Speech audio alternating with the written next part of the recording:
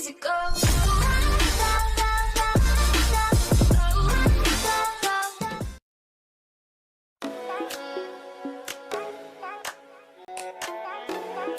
Araling Panlipunan, ika-4 na baitang.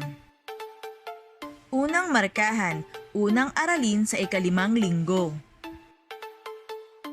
Ang paksa natin ngayon ay tungkol sa heograpiya ng Pilipinas. Ang mga layunin natin sa paksang aralin ay ang mga sumusunod. Natatalakay ang kahulugan ng heograpiya, nailalarawan ang klima at panahon sa Pilipinas. Naiisa-isa ang mga salik na nakakaapekto sa klima ng Pilipinas. Naihahambing ang mga pangunahing anyong lupa at anyong tubig ng bansa. Natutukoy ang kahalagahan ng mga pangunahing likas na yaman ng Pilipinas. Naipapaliwanag ang kahalagahan ng rehiyonalisasyon sa bansa. Napaghahambing-hambing ang iba't ibang rehiyon ayon sa populasyon. At natatalakay ang mga salik na nakakaapekto sa paglaki ng populasyon sa Pilipinas. Sa unang aralin, tatalakayin natin ang mga sumusunod. Ang kahulugan ng heograpiya, ang dalawang sangay ng heograpiya, at ang kahalagahan ng pag-aaral ng heograpiya. Bukod pa dito, tatalakayin din natin ang heograpiyang pisikal ng Pilipinas, ang klima at ang panahon, mga salik na nakakaapekto sa klima ng Pilipinas, anyong lupa at anyong tubig, at ang mga likas na yaman ng Pilipinas. Ano nga ba ang ibig sabihin ng heograpiya? Ang heograpiya ay nagmula sa salitang Griego na geografia. Geo na ang ibig sabihin ay daigdig, grafia na ang ibig sabihin ay paglalarawan. Sa kabuuang kahulugan, ito ay ang paglalarawan sa daigdig. Dalawa ang sangay ng heograpiya. Una, ang heograpiyang pisikal. Pinag-aaralan dito ang iba't ibang natural na proseso at kaganapan na nangyayari sa loob at labas ng ating mundo. Pinag-aaralan din dito ang mga anyong lupa at anyong tubig, klima at iba pang may kinalaman sa pisikal na anyo ng daigdig.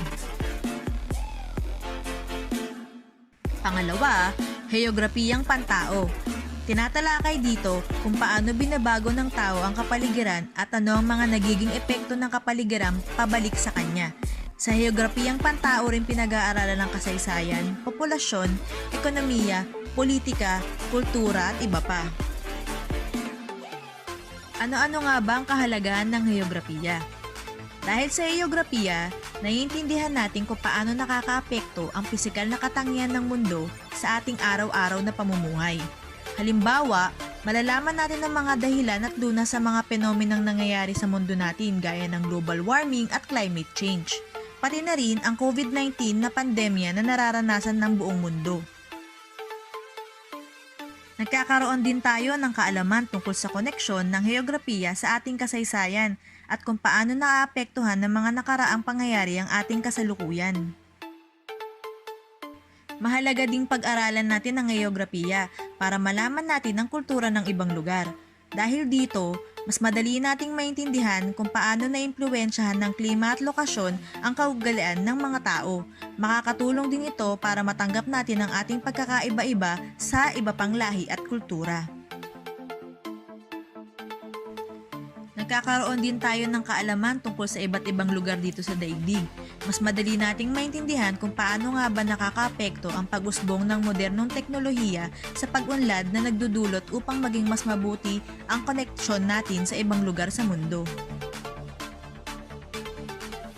Nabibigyan din tayo ng mas malawak na pananaw tungkol sa kinagisnan nating lipunan. Dahil dito, mas madaling makikilala pa natin ang ating sarili bilang isang parte ng lipunan sa pamamagitan ng pag-aaral sa relihiyon, kultura, ekonomiya at politika na nakapaloob sa heograpiya. Sa Sa pagkakaroon ng malawak na kaalaman natin tungkol sa heograpiya, magkakaroon pa tayo ng mas malalim na pagpapahalaga sa ating daigdig bilang ating tahanan at pinagkukunan ng likas na yaman. Heograpiyang pisikal ng Pilipinas. Ano nga ba ang pinagkaiba ng klima at panahon?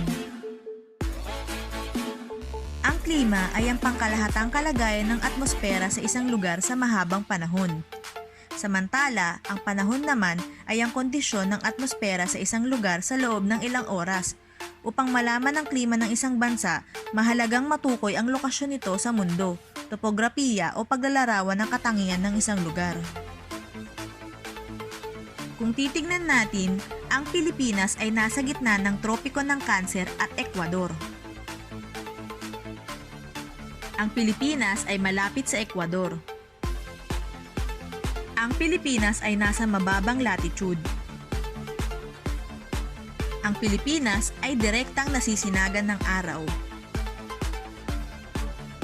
Dahil na din sa lokasyon ng Pilipinas, ang Pilipinas ay tinuturing na may klimang tropikal.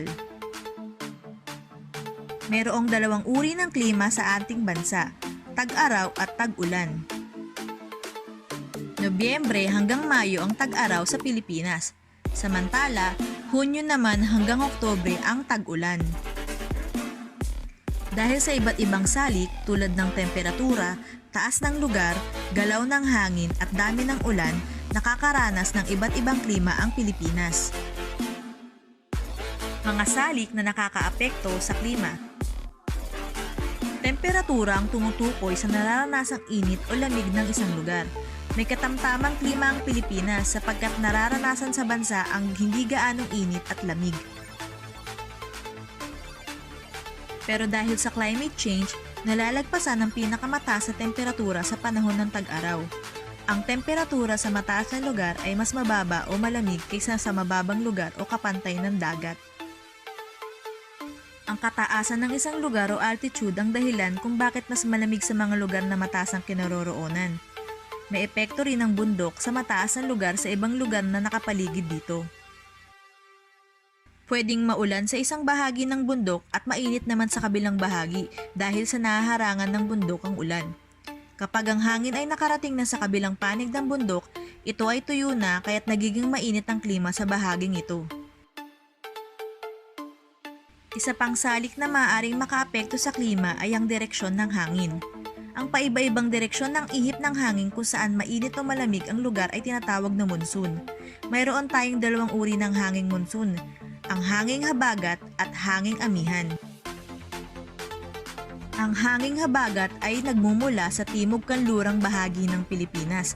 Nararamdaman ito mula buwan ng Mayo hanggang Setyembre na nagdadala ng ulan at bagyo sa bansa. Ang hanging amihan naman ay nagmumula sa hilagang silangang bahagi ng Pilipinas. Nararamdaman ito tuwing buwan ng Nobyembre hanggang Marso. May epekto rin ang malalaking katubigan sa klima ng isang lugar. Mas mainit sa mga lugar na ito tuwing umaga kaysa gabi. Tumataas naman ang temperatura tuwing sumisikat ang araw. Tuwing umaga, ang lupa ay mainit ngunit malamig naman ang tubig. Dahil dito, ang hangin ay papunta sa lupa. Tuwing gabi naman, ang tubig ay mainit ngunit malamig naman ang lupa. Dahil dito, ang hangin ay pumupunta sa karagatan. Ang dami ng ulan ay isa rin sa mga salik na nakakaapekto sa klima. Nakabatay sa dami ng ulang tinatanggap ng isang lugar ang uri ng klimang nararanasan sa bansa. May 4 na uri ng klima sa bansa. Unang uri, kalahating taon ng tag-araw at tag-ulan. Ikalawang uri naman, umuulan sa buong taon. Ang ikatlong uri, maulan at may maikling panahon ng tag-araw. At ang ika-4 na uri, pantay-pantay ang dami at pagkakabahagi ng ulan sa buong taon. Ang mga anyong lupa. Ang anyong lupa o pisikal na katangian ay kadalasan nagkakaroon ng kahulugan sa kanyang anyo sa ibabaw at lokasyon sa tanawin. Ang kapatagan ay patag at pantay ang lupa. Maaari itong taniman ng mga palay, mais at gulay. Ang isang halimbawa ng kapatagan ay sa gitnang Luzon. Ito ang pinakamalawak na taniman ng palay sa bansa. Ang bundok ay mataas na anyong lupa na may matatarik na bahagi. Mount Apo sa Davao ang may pinakamataas na bundok sa bansa. Ang iba pang halimbawa ay ang Mount Pulag sa Benguet, Mount Arayat sa Pampanga at Mount Makiling sa Laguna. Ang Burol ay higit na mas mababa kaysa bundok. Ang Chocolate Hills sa Bohol ay may lunti ang damo sa panahon ng tag-ulan at kulay tsokolate naman sa panahon ng tag-araw. Ang bulkan ay mataas na anyong lupa ngunit may butas sa tuktok o sa tagiliran. Nasa loob nito ang mainit at kumukulong putik at bato. Bulkang Mayon sa Albay ang pinakatanyag na bulkan sa buong mundo dahil sa hugis nito. Ang iba pang halimbawa ay ang Bulkang Taal sa Batangas, Bulkang Pinatubo sa Zambales. Ang Lambak ay isang kapatagan ngunit napapaligiran ng mga bundok. Maraming mga produkto ng gulay, tabako, mani, mais at palay ang maaaring itanim dito. Lambak ng Cagayan o Cagayan Valley ang isang halimbawa nito. Bukod pa dito, lambak ng La Trinidad sa Benguet, lambak ng Compostela sa Davao, at lambak ng Coronadal sa South Cotabato. Ang Talampas naman ay patag na lupa sa tuktok ng bundok. Mainam itong taniman dahil patag at mataba ang lupa nito. Talampas ng Bukidnon ang tinaguriang food basket ng Mindanao. Bukod pa dito, talampas ng Kulaman sa South Cotabato, talampas ng Kabadiangan sa Negros Occidental at talampas ng Aurora sa Zamboanga del Sur. Ang bulubundukin ay ang magkakarugtong at magkakatabing bundok. Ang pinakatanyag na kilalang bulubundukin sa Pilipinas ay ang bulubundukin ng Sierra Madre mula Hilagang Cagayan hanggang Katimugang Laguna. Ang iba pang halimbawa nito ay ang bulubundukin ng Cordillera.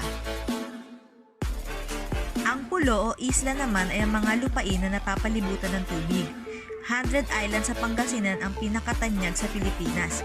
Bukod pa dito ay ang pulo ng Luzon, pulo ng Visayas at ang pulo ng Mindanao. Yungib o kuweba ang mga likas na butas sa mga kabundukan na may sapat na laki at lawak na maaaring pasukin ng tao at hayop. Ang mga halimbawa nito ay ang Calao Cave sa Cagayan, Tabon Cave sa Palawan, Yungib sa Guimaras. Baybayin o dalampasigan ang mabuhanging na anyong lupa na katabi o malapit sa tabing dagat. Ang halimbawa nito ay ang mga dalampasigan sa Boracay at dalampasigan sa Ilocos Sur. Tangway naman ang pahaba at nakausling anyong lupa na napapaligiran ng tubig. Ang halimbawa nito ay ang tangway ng Zamboanga, tangway ng Bataan at tangway ng Bicol. Ang kapuluan o arkipelago ay ang lupon ng mga pulo o kaya'y katubigan na naglalaman ng mga malalaki o maliliit na pulo. Ang bansang Pilipinas ay isang kapuluan o arkipelago. Itunuturing itong pinakamahabang baybayin sa buong daigdig. Ang mga anyong tubig ay kahit anumang makahulugang pag-iipon ng tubig sa isang lugar. Ang Pilipinas ay isang bansang insular kung kaya napaliligiran ito ng iba't ibang anyo ng tubig. Ilan sa mga anyong tubig nito ay ang karagatan, dagat, look, golpo, talon, ilog, lawa at bukal.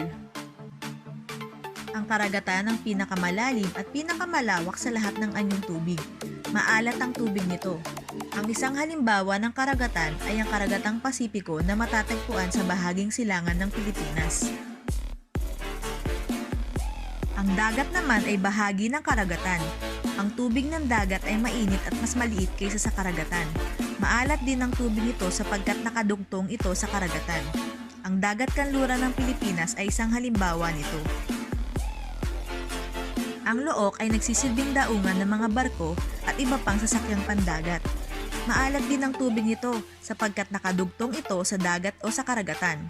Ang look ng Maynila ang pinakamalaking daungan sa ating bansa.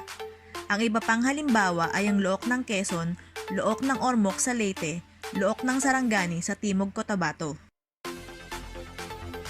Ang golpo ay nasa bukana ng dagat na mas malawak sa look na naliligiran ng lupa. Ang mga halimbawa nito ay ang golpo ng Lingayen, golpo ng Albay, golpo ng Panay, golpo ng Leyte at golpo ng Davao. Ang talon ay ang anyong tubig na bumabagsak sa lupa mula sa itataas na bundok o lugar. Dumadaloy ito sa mga ilog o iba pang anyong tubig. Talon ng Maria Cristina sa Lanao del Sur at talon ng Pagsanhan sa Laguna ang mga halimbawa nito. ilog ay mahaba at palikulikong anyong tubig na tumutuloy sa dagat. Hindi maalat ang tubig nito. Ang mga halimbawa nito ay ang Ilog Pasig sa Maynila, Ilog ng Cagayan sa Cagayan, Ilog Agno sa Pangasinan, at Ilog Chico sa Kalinga. Ang lawa naman ay ang anyong tubig na napaliligiran ng lupa. Ang pinakamalaking lawa sa Pilipinas ay ang Laguna de Bay sa Laguna. Ang iba pang halimbawa nito ay ang lawa ng Taal sa Batangas at lawa ng Lanao sa Lanao del Sur. Ang bukal ay ang tubig na lumalabas mula sa ilalim ng lupa. Ang mga bukal na ito ay pinagkukunan din ng enerhiya. Tinatawag din itong hot spring. Iba pang halimbawa nito ay ang hot spring sa resorts sa Laguna at Tiwi Hot Spring sa Albay. Ang mga likas na yaman ng Pilipinas ay mga bagay na nagmula sa kalikasan tulad ng lupa, kabundukan, kagubatan, mga katubigan at depositong mineral na nagbibigay ng pangunahing pangangailangan ng tao. Ang ating bansa ay pinagkalooban ng isang masaganang kalikasan dahil dito mapalad ang Pilipino dahil nakukuha natin ang ating mga pangangailangan mula sa kalikasan, tulad ng makakain, maiinom at mga kagamitan na ginagamit sa paggawa ng masisilungan o bahay. Ang mga yaman na maaari nating makuha mula sa lupa at ang mga umaasa sa lupa ay ang mga sumusunod. Ang mga pananim na pang-agrikultura, mga bungang kahoy, punong kahoy na pangkasangkapan, halamang namumulaklak at ang mga hayop na umaasa sa lupa gaya ng kalabaw, baka, kambing, tamaraw at baboy ramo. Ang mga yaman naman na maaari nating makuha sa katubigan ay ang mga isda, mga kabibe at perlas, mga korales, mga pagong at iba pang yamang dagat gaya ng espongha, damong dagat o seaweeds. Ang mga yamang mineral na sangkap sa paggawa ng kailangan sa mga pabrika at industriya ay nakukuha naman natin sa ilalim ng lupa gaya ng mineral na metal tulad ng ginto, tanso, chromite, manganese at mercury. Meron ding mineral na dimetal tulad ng luwad, buhangin, graba at marmol. Meron din panggatong na mineral gaya ng langis at petrolyo. Makakakuha din tayo ng yamang enerhiya sa ating kalikasan tulad ng geothermal, hydropower at wind energy. Ang mga halimbawa nito ay plant sa Albay, windmill sa Ilocos Norte, at turbine na pinapaikot ng tubig sa talon ng Maria Cristina sa Lanao del Sur. Sa pagtatapos ng unang aralin natin, dapat nating tandaan na ang heograpiya ay ang paglalarawan sa mundo. Mahalaga ang kaalaman sa heograpiya dahil nagkakaroon tayo ng malawak na kaalaman at pagpapahalaga sa ating daigdig bilang ating tahanan at pinagkukunan ng likas na yaman. Bukod pa dito, ang Pilipinas ay may klimang tropikal dahil sa lokasyon nito sa mundo, na may dalawang uri na nararanasan ng ating bansa tulad ng tag-araw at tag-ulan. Ang mga salik na nakakaapekto sa klima ng Pilipinas ay ang temperatura, altitude o taas ng lugar, hanging monsoon, katubigan at dami ng ulan. Ang Pilipinas ay nabibiyayaan ng iba't ibang anyong lupa at anyong tubig.